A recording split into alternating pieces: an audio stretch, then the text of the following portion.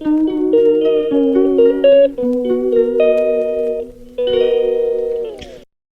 वालेकुम, कैसे हैं आप सब? खैरियत से हैं? उम्मीद है आप ठीक होंगे और मुझे भी अपनी दुआओं में याद रखेंगे। मैं राना अजमत अली खां अपने चैनल पे आपको वेलकम करता हूं। तो आज का हमारा टॉपिक है जायदाद की तकसीम।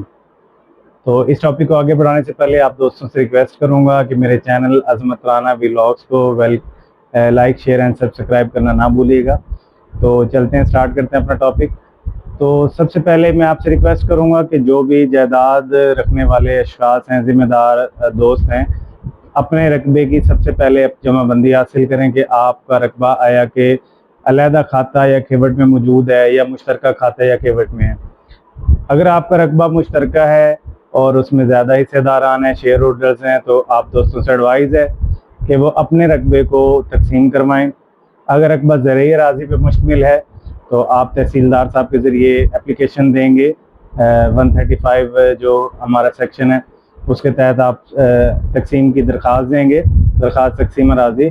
और अगर आपका रकबा अर्बन प्रॉपर्टी पे मुश्तमिल है, उस पर कोई मकानात बने हुए हैं, कोई डेरे बने हुए हैं, कोई दुकानें बनी हुई हैं, तो आप अर्बन प्रॉपर्टी की तकसीम के लिए सिविल कोर्ट से रजू करेंगे। तो आप अपने करीबी जाने वाले वकील साहब के ज़रिए, अगर ज़रई ज़मीन है, एग्रीकल्चर लैंड है, तो आप तहसीलदार साहब जो आपके मुतलका सिटी के हैं, आप उनको एप्लीकेशन देंगे वकील साहब के ज़रिए, और आप उस खाते के जितने भी शेयर होल्डर्स हैं उनको पार्टी बनाएंगे उस दरख्वास्त तकसीम अराज़ी में। और उसके बाद यानी तहसीलदार साहब पार्टीज़ को सम्मन करेंगे, और सम्मन करने के बाद आपसे आपका तजवीज़ी बंडा और दूसरी पार्टी से उनका तजवीज़ी बंडा तलब करेंगे। और जो मुतलका पटवारी है वो भी अपना जो जीम फॉर्म के ज़रिए अपना बंडा देगा जो सूटेबल उसको लगेगा अकॉर्डिंग टू द अकरेंस, मौके को मुनासिब जानते हुए।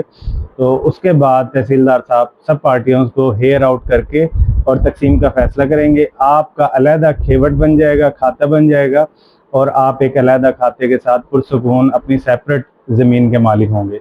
क्योंकि मुश्तरका ज़मीन में तनाज़ात का खदशा होता है, आप सेल करते हैं, आप लीज आउट करते हैं, किसी को मुस्ताजरी पे देते हैं, तो मुख्तलिफ मामलात और तनाज़ात होते हैं। तो इसलिए आप दोस्तों से रिक्वेस्ट है कि अगर आप एग्रीकल्चर लैंड के मालिक हैं तो, और मुश्तरका खाते में अगर आपकी ज़मीन है, तो आप उसको लाजमी तकसीम करवाएं। और इसी तरह अगर आपके मकानात हैं, दुकानात हैं, कोई अर्बन प्रॉपर्टी है, तो आप सिविल कोर्ट से रजू करें। सिविल कोर्ट में भी इसी तरह प्रोसेस है कि सिविल कोर्ट में जब आप तकसीम करते हैं तो आप जो भी उस मुश्तरका खाता के जो आपसे ज़्यादा रिलेटेड हैं, आप उनको पार्टी बनाएंगे सिविल कोर्ट में। सिविल कोर्ट फिर उनको तलब करेगी, तलब करने के बाद एक कमीशन मुकर्रर करेगी जिसको रिसीवर भी कह सकते हैं। और वो फिर रिसीवर की कुछ फ़ीस होती है जो हमें पे आउट करनी पड़ती है सिविल कोर्ट में। और उसके बाद जो रिसीवर है मौके पे जाता है, उस जो प्रॉपर्टी, अर्बन प्रॉपर्टी, उसकी तकसीम की एक रिपोर्ट बाकायदा बना के सिविल कोर्ट में पेश करता है कि फ़लाँ बंदे को फ़लाँ जगह दी जाए तो मुनासिब है और फ़लाँ बंदे को फ़लाँ जगह। तो इस तरह आप उस पर एतराज़ भी कर सकते हैं और दूसरी पार्टी भी उस पर एतराज़ करती है। फिर हेयर आउट करने के बाद ऑल द पार्टीज़ को सिविल कोर्ट इसका फैसला करेगी और उस अर्बन प्रॉपर्टी की तकसीम हो जाएगी। तो इसलिए आप दोस्तों से इस व्लॉग में रिक्वेस्ट है कि अगर आप मुश्तरका खाता में किसी भी जायदाद के मालिक हैं तो उसको लाजमी तकसीम करवाएं, ताकि आप और आपके बच्चे इन तनाज़ात से बच सके और आप एक सुकून वाले सेपरेट खाता, सेपरेट खेवट के मालिक बन सके। और आपका रकबा डिटरमिन हो कि कौन से एकड़ में मौजूद है, या कौन से खसरा, या कौन से मुरब्बा मौजूद है, और इसमें कोई और शेयर होल्डर नहीं है। तो इसी व्लॉग के साथ, इस टॉपिक के साथ आपसे आज के दिन इजाज़त चाहेंगे। अल्लाह हाफिज़।